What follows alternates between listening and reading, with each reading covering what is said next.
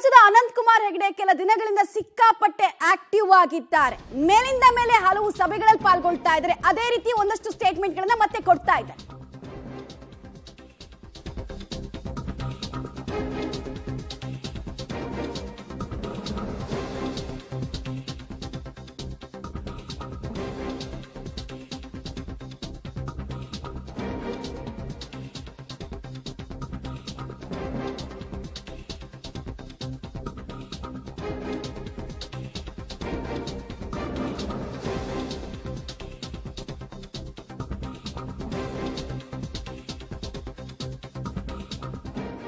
ಇದು ಸಂಸದ ಅನಂತ್ ಕುಮಾರ್ ಹೆಗಡೆ ಅವರು ಕೊಟ್ಟಂತಹ ಸ್ಟೇಟ್ಮೆಂಟ್. ಬಾಬ್ರಿ ಮಸೀದಿ ನಿರ್ನಾಮ ಆದಂತೆ ಹಲವು ಮಸೀದಿಗಳನ್ನ ನಿರ್ನಾಮ ಮಾಡ್ತೀವಿ, ಥ್ರೆಟ್ ಅಂತಾನೆ ಅಂದ್ಕೊಳ್ಳಿ ಅಂತ ಹೇಳಿಕೆಯನ್ನು ಕೊಟ್ಟಿದ್ದಾರೆ. ಶಿರ್ಸಿಯ ಸಿಪಿ ಬಜಾರ್ನ ಮಸೀದಿ ವಿಜಯ ವಿಠಲ ದೇವಸ್ಥಾನ ಆಗಿತ್ತು. ಹಾಗೆ ಶ್ರೀರಂಗಪಟ್ಟಣದಲ್ಲಿರುವ ದೊಡ್ಡ ಮಸೀದಿ ಹಿಂದೆ ಮಾರುತಿ ದೇವಸ್ಥಾನ ಆಗಿತ್ತು.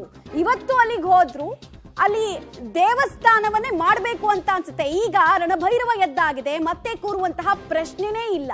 ಬಾಬ್ರಿ ಮಸೀದಿ ಸಾಲಿಗೆ ಭಟ್ಕಳದ ಚಿನ್ನದ ಪಳ್ಳಿ ಸೇರಲಿದೆ ಅನ್ನುವಂತಹ ಸ್ಟೇಟ್ಮೆಂಟ್ ಅನ್ನ ಕೂಡ ಕೊಡ್ತಾ ಇದ್ದಾರೆ. ಬಾಬ್ರಿ ಮಸೀದಿ ನಿರ್ನಾಮವಾದಂತೆ ಭಟ್ಕಳದಲ್ಲೂ ಕೂಡ ಹಲವು ಪ್ರದೇಶಗಳಲ್ಲಿ ಎದ್ದಿರುವ ಕಟ್ಟಡಗಳು ಧ್ವಂಸ ಆಗುತ್ತೆ, ಇದನ್ನ ಥ್ರೆಟನ್ ಮಾಡ್ತಾ ಇದೀವಿ ಅಂತಾನೆ ಅಂದ್ಕೊಳ್ಳಿ ಅಂದಿದ್ದಾರೆ. ಭಾಷೆ ಹೆಸರಿನಲ್ಲಿ ಅದ್ರ ಜೊತೆ ಭಟ್ಕಳದ ಚಿನ್ನದ ಪಳ್ಳಿನೂ ಇದೆ.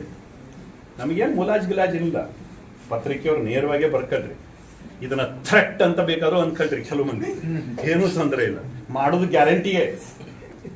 ಇದು ಹಿಂದೂ ಸಮಾಜದ ತೀರ್ಮಾನ, ಅನಂತ್ ಕುಮಾರ್ ಹೆಗಡೆಯ ತೀರ್ಮಾನ ಅಲ್ಲ, ಇದು ಹಿಂದೂ ಸಮಾಜದ ತೀರ್ಮಾನ. ಶಿರಸಿಯ ವಿಜಯ ವಿಠಲ ದೇವಸ್ಥಾನ, ಇವತ್ತು ಸಿಪಿ ಬಜಾರದಲ್ಲಿರ್ತಕ್ಕಂಥ ಮಸೀದಿ ಏನಿದೆ ದೊಡ್ಡದು, ಅದು ವಿಜಯ ವಿಠಲ ದೇವಸ್ಥಾನ. ಶ್ರೀರಂಗಪಟ್ಟಣದಲ್ಲಿರ್ತಕ್ಕಂಥ ದೊಡ್ಡ ಮಸೀದಿ ಅಂತ ಕರೀತಾರಲ್ಲ, ಅದು ಮಾರುತಿ ದೇವಸ್ಥಾನ. ಇವತ್ತು ಹೋದ್ರೆ ಮಾರುತಿ ಮೂರ್ತಿ ಕಾಣುತ್ತೆ.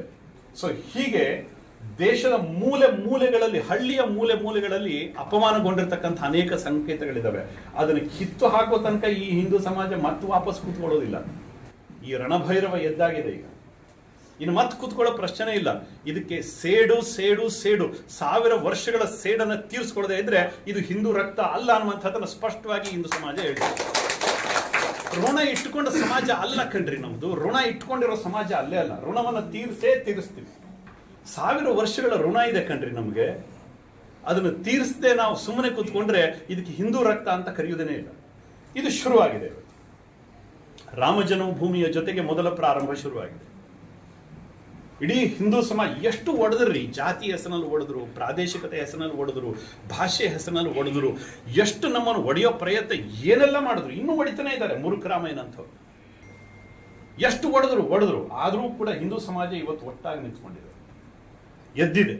ಶತಮಾನಗಳ ಹಿಂದೆ ಆದಂತಹ ಅಪಮಾನವನ್ನ ಕಳಚೋ ಸಮಯ ಇದು ಅಂತ ಎಂದಿನಂತೆ ತಮ್ಮ ಕಾಂಟ್ರವರ್ಷಿಯಲ್ ಸ್ಟೇಟ್ಮೆಂಟ್ ಗಳನ್ನ ಕೊಡ್ತಾ ಇದ್ದಾರೆ ಅನಂತ್ ಕುಮಾರ್ ಹೆಗಡೆ ಅವರು. 3-4 ಪ್ರದೇಶಗಳನ್ನ ಕೂಡ ಈಗಲೂ ವಿವಾದಿತ ಅಂತ ಏನ್ ಕರಿತೀವಿ ಆ ಪ್ರದೇಶಗಳನ್ನ ಮೆನ್ಷನ್ ಮಾಡಿದ್ದಾರೆ. ಜೊತೆಗೆ ಅಲ್ಲಿರುವಂತಹ ಮಸೀದಿಯನ್ನ ಧ್ವಂಸ ಮಾಡ್ತೀವಿ, ಬೇಕಾದ್ರೆ ಇದನ್ನ ಥ್ರೆಟ್ ಅಂತಾನೆ ಅಂದ್ಕೊಳ್ಳಿ, ನಾನು ನನ್ನ ಮಾತಿಗೆ ಬದ್ಧ ಅಂತ ಹೇಳಿದ್ದಾರೆ. ಹಾಗೆ ಮಾತಾಡ್ತಾ ಡೈರೆಕ್ಟ್ ಆಗಿ ನನ್ನ ಟಾರ್ಗೆಟ್ ಕಾಂಗ್ರೆಸ್ ಅಲ್ಲ, ಅದು ಡೈರೆಕ್ಟ್ ಆಗಿ ಸಿದ್ದರಾಮಯ್ಯ ಅನ್ನುವಂತಹ ಸ್ಟೇಟ್ಮೆಂಟ್ ಅನ್ನ ಕೂಡ ಕೊಡೋ ಕೆಲಸವನ್ನು ಮಾಡಿದ್ದಾರೆ. ಇಲ್ಲಿ ಪ್ರಶ್ನೆ ಇರೋದು ಇಷ್ಟೇ, ಐಡಲ್ ವರ್ಷಿಪ್ ಆಕ್ಟ್ 1991 ಇದೆ, ಸಮಾಜದಲ್ಲಿ ಶಾಂತಿ ಸಾಮರಸ್ಯವನ್ನ ಕದಡೋ ಕೆಲಸ ಅಲ್ವಾ ಇದು ಅನ್ನೋ ಪ್ರಶ್ನೆ ಇದೆ ಒಂದ್ ಕಡೆ.